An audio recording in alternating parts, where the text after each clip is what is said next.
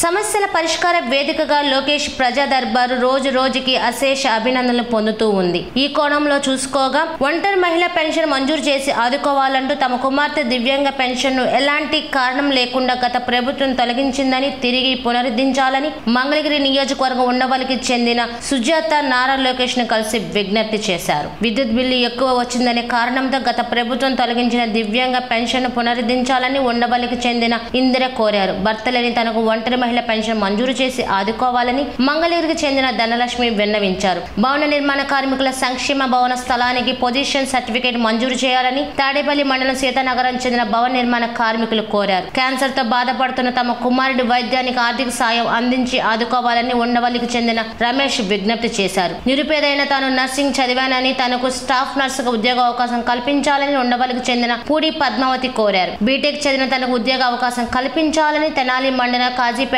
చెందిన సుంకర శివ వెంకట హరీష్ విన్నవించారు. గుంటూరు జిల్లా SP finance corporation అధికారులు తనకు మంజూరు చేసిన రుణాన్ని 15 నెలలుగా పెండింగ్ లో పెట్టారని కలెక్టర్ ద్వారా మంజూరు చేయాలని మంగళగిరికి చెందిన బేతంపూడి హైని విజ్ఞప్తి చేశారు. తాడేపల్లి ఐఓసీ ఎదురుగా ఉన్న ఇండస్ట్రియల్ ఏరియాలో రోడ్లు, డ్రైనేజీ, వీధి దీపాలు, మంచినీటి వసతి కల్పించాలని తాడేపల్లి ఎంఎస్ఎంఈ వెల్ఫేర్ సొసైటీ ప్రతినిధులు కోరారు. ఆయా సమస్యల పరిష్కారానికి కృషి చేస్తారని లోకేష్ వారికి భరోసా ఇచ్చారు.